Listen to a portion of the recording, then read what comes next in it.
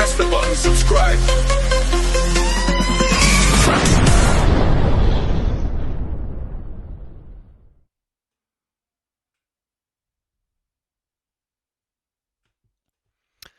Fight fans, and welcome. Today I'm doing a show to talk about the heavyweight that is on everyone's minds at the moment.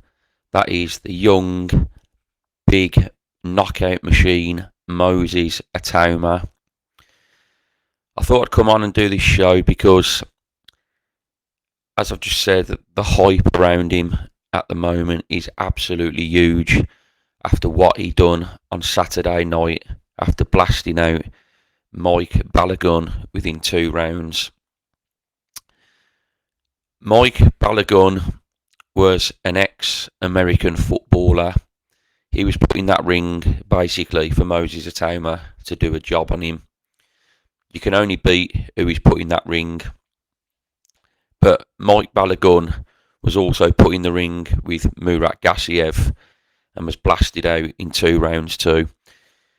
And Gassiev has not been the same fighter in the heavyweight division like he was at cruiserweight when he got to the Super Series final and fought Alexander Usyk and lost a unanimous decision.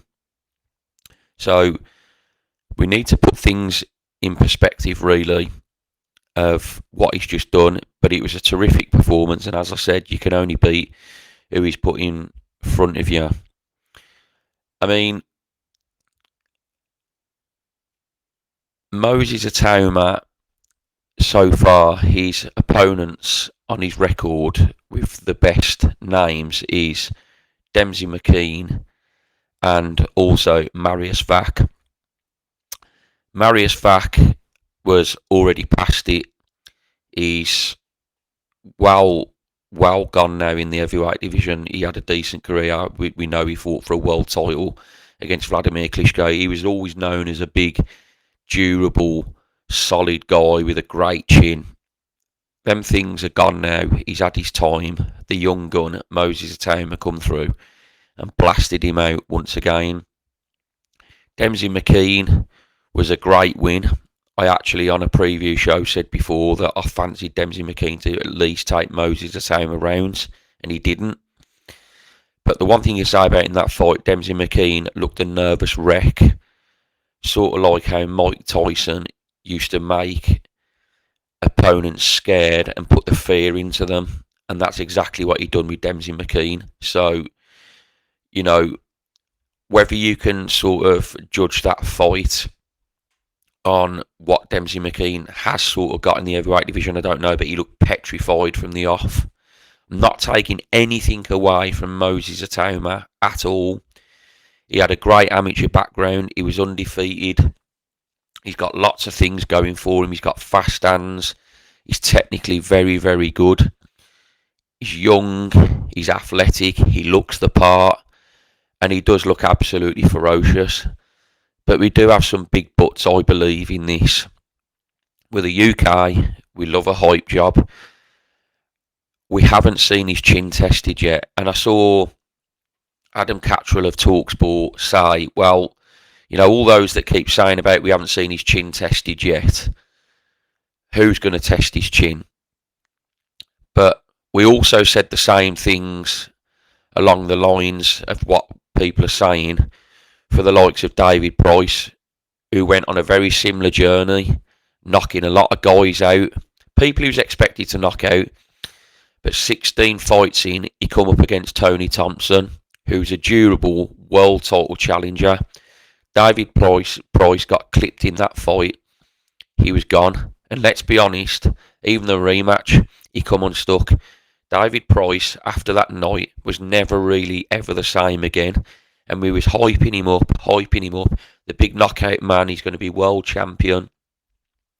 And he never ever really recovered from that night. And then Anthony Joshua, fantastic career. He's been world champion. But we hyped Anthony Joshua up. And in the first time we ever saw Anthony Joshua against Dillian White when he got clipped with a left hook, I think it was that second round, we saw Joshua's legs go to jelly. That was a little bit of when Joshua gets clipped, a sort of the sign of things to come. He got dropped against Vladimir Klitschko, miraculously made it through that fight. I don't know how he actually made it through that fight to win that, because really he should have been taken out, not taking nothing away from the victory, but he should have been taken out in that fight. And then the infamous night in New York City against Andy Ruiz, he got taken apart, he got clipped, he never ever recovered. And there's been signs since then as well. And then what happened against Daniel Dubois, he never recovered. My point is, we are a nation that likes to hype. And I just think we need to keep things in perspective with Moses Itauma. He looks the part, fantastic amateur background. He's young, fast hands, got everything going for him. But I just don't want to get too ahead of my station at the moment, like a lot of people are doing. I've had people message me saying he's going to be next world champion. Let's keep level-headed. He hasn't fought anybody as yet that can give him a real test. They're talking about he'll be next world champion. Let's see over the next 5 fights when he steps up how he does. He could well be the next big thing. He could be next world champion. But I think we need to see him in with some better guys. Yeah, I mean, they're talking he's going to be on the Usyk Dubois card. Well, they're not talking it. Francis Warren pretty much confirmed he's going to be on the Usyk Dubois card. There's names being mentioned. Dave Allen, Martin McCauley. Dave Allen, for me, won't be able to give Moses Itauma enough back. I don't believe Dave Allen really would pose too much of a threat to Moses Itauma at this stage. I think Moses Itauma, with all due respect, is above that level. I would like to see him in with Martin McCauley. I think that'd be a good fight. Even Jermaine Franklin, who's tough, durable, and I think he can. Yep, he holds a shot well, and I think he will come back and give him some problems. He did with Anthony Joshua. He's proven that he's a very solid, durable guy that can go the rounds. So either Martin McCauley or Jermaine Franklin would be good fights for me at Wembley Stadium. Whether they push him that far just yet is to be seen, especially at short notice.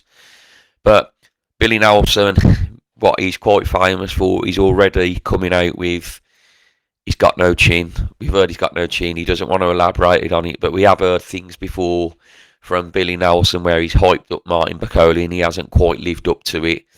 But let's see going forward. But the hype is real for Moses Itauma. It's very real.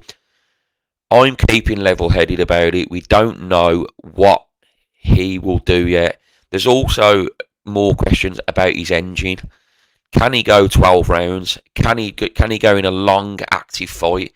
He's so far been taking the distance twice by solid, durable guys, but they were 6-rounders. He went the distance. What is he like with 12 rounds? Can he go that far? Is his engine good in an active fight? We don't know. We've had nothing answered yet about his stamina.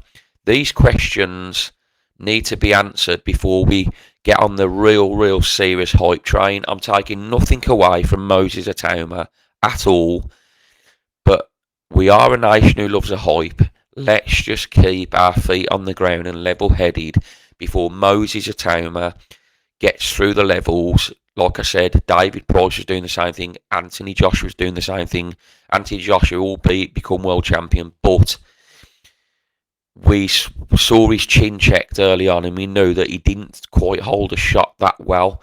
To be able to go through the levels, you need to be able to take shots well. You need to be able to go the distance. Your career needs to be perfectly mapped out.